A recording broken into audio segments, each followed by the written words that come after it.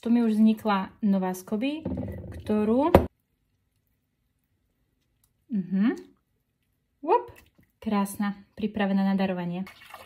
Na ďalšiu várku. Tí z vás, čo sa pýtate, že čo je to SCOBY? SCOBY je v podstate súbor baktérií a rôznych kvasiniek, ktoré vlastne spôsobujú, že čierny alebo zelený čaj s cukrom fermentuje. Čiže ja toto robím, že ja vlastne si takto fermentujem čaj, ktorému potom neskôr aj pridávam rôzne ďalšie príchute. Vďaka tomu mám probiotický zdravý nápoj, ktorý chutí doslova ako nejaká limonáda alebo nejaké nealkoholické pivo. Podobá sa to na pivo, nie?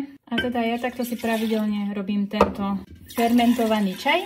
Okrem toho teda, že mi chutí, je zdravý. A je fajn mať nejaké zvieratko, ktoré potrebuje moju starostlivosť. A SCOBY to iba prihodím. Aj toto babetko. Ešte to trošku premiešam. A moja kombuška